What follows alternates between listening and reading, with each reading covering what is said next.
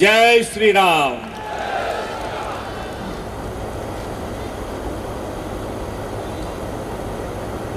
ઠાકોરજીએ જે લિસ્ટ આપી છે એનું જેટલું બને એટલું ઝડપથી આપણે સોલ્યુશન કરી દઈશું.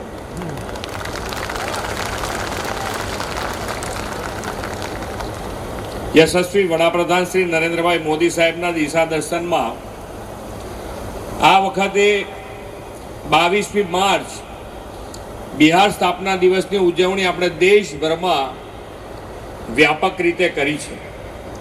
આ વ્યાપક ઉજવણી હેઠળ અનેકવિધ કાર્યક્રમોનું આયોજન કરીને બિહારની ભવ્ય વિરાસતનું ગૌરવગાન કરવાનો અભિગમ આપણે અપનાવ્યો છે. વડોદરામાં આયોજિત આ સ્નેહ મિલન કાર્યક્રમ આદરણીય વડાપ્રધાનશ્રીના એક ભારત શ્રેષ્ઠ ભારતના મંત્રને સાકાર કરતો આજનો આ કાર્યક્રમ છે. વડાપ્રધાન શ્રી નરેન્દ્રભાઈ મોદીએ આપેલા સૌના સાથ, સૌનો વિકાસ, સૌનો વિશ્વાસ અને સૌના પ્રયાસના મંત્રથી દેશવાસીઓમાં પરસ્પર પ્રેમ અને વિશ્વાસની ભાવના વધુ મજબૂત બની છે. આ જ કારણથી ગુજરાત અને બિહાર સેંકડો કિલોમીટર દૂર હોવા છતાં બિહારનો સ્થાપના દિવસ હોય કે બિહારના તહેવારો, તેની ધામધૂમથી ભવ્ય ઉજવણી ગુજરાતની ધરતી ઉપર ઉમંગ અને ઉલ્લાસભેર થાય છે. ગયા મહિને જ ગાંધીનગરમાં મિથિલા ભવનનું લોકાર્પણ કેન્દ્રીય ગૃહમંત્રી શ્રી અમિતભાઈ શાહના હાથે થયું છે.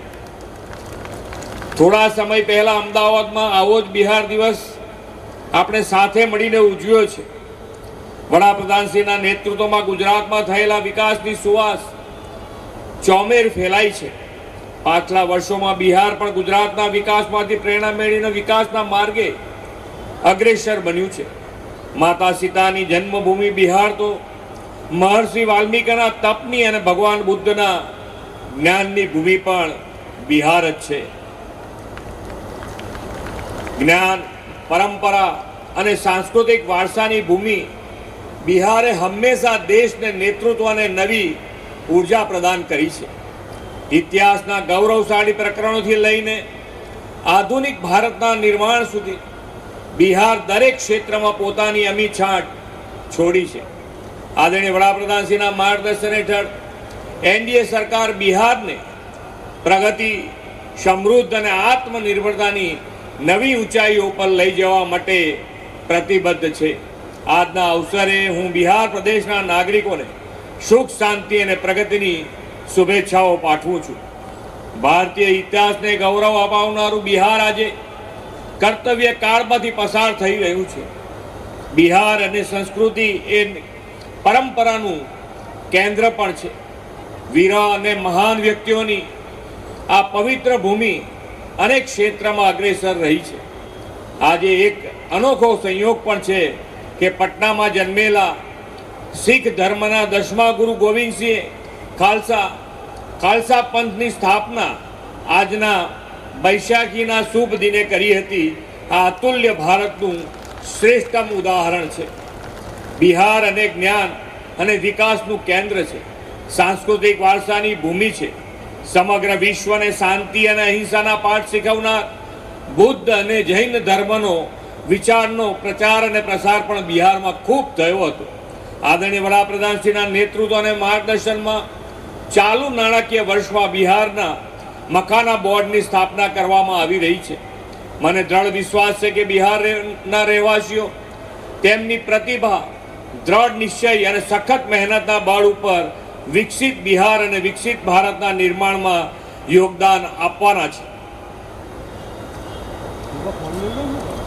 બિહારની આ પુણ્યશાળી ભૂમિ પરથી જ વિશ્વને લોકતંત્રની અવધારણા મળી હોવાનું પણ મનાય છે. આવા ભવ્ય દિવ્ય વારસાને શ્રી મોદી સાહેબે બિહારના વિકાસ અને વિઝનમાં કેન્દ્રમાં રાખ્યું છે. તેમણે આધુનિક વિકાસ સાથે બિહારના અતીતની ભવ્ય વિરાસતનું ગૌરવગાન કરવાનો પણ સંકલ્પ કર્યો છે. દેશના અન્ય રાજ્યમાં વસતા દરેક બિહારીને બિહારના વિકાસની યાત્રામાં અને વિરાસતની ગૌરવ ગાથામાં યોગદાન આપવાના અવસર વડાપ્રધાનશ્રીની પ્રેરણાથી યોજાતા આવા કાર્યક્રમોથી મળી રહ્યા છે. આપણે આપણી સંસ્કૃતિ, પરંપરા ઇતિહાસ પર ગૌરવ કરવાની સાથે વિકાસને વેગ આપવાનો છે. સમગ્ર ભારત આજે વિરાસતના ગૌરવની સાથે વિકાસના શિખરો સર કરવાના પંથે છે. તેનું કારણ મોદી સાહેબની વિઝનરી લીડરશિપ છે. એ વિઝનરી લીડરશિપથી જ વિકસિત ભારતનું નિર્માણ કરવું છે. વડાપ્રધાનશ્રીએ વિકસિત ભારતના નિર્માણમાં દરેક રાજ્યને યોગદાન આપવાનું આહવાન કર્યું છે. તે માટે આપ સૌએ વિકસિત બિહારથી વિકસિત ભારતના નિર્માણનો સંકલ્પ કરવાનો છે. બિહારની સંસ્કૃતિને વધુ ગૌરવ અપાવવા માટે બિહારમાં મોદી સાહેબના નેતૃત્વમાં ભાજપ એનડીએને મોટા પ્રમાણમાં આશીર્વાદ આપવાના છે. આપ સૌ તે માટે સક્રિય અને સેવારત બનશો એવા વિશ્વાસ સાથે વિરમું છું. ભારત માતા કી જય. વંદે માતરમ. જય જય ગરવી ગુજરાત. ખૂબ ખૂબ આભાર માનનીય મુખ્યમંત્રી મહોદય. ગુજરાત રાજ્યના શિરમોર પ્રહરી શ્રીમાન ભૂપેન્દ્રભાઈ પટેલ સાહેબ આજના પ્રસંગે પ્રેરક ઉદ્બોધન આપવા બદલ ફરી વખત આપનો આભાર માનીએ છીએ. बहुत बहुत धन्यवाद श्रीमान भूपेंद्र भाई पटेल जी. और अंत में धन्यवाद ज्ञापन के लिए मैं सादर निवेदन करती हूँ जिला अध्यक्ष श्री सतीश भाई पटेल को.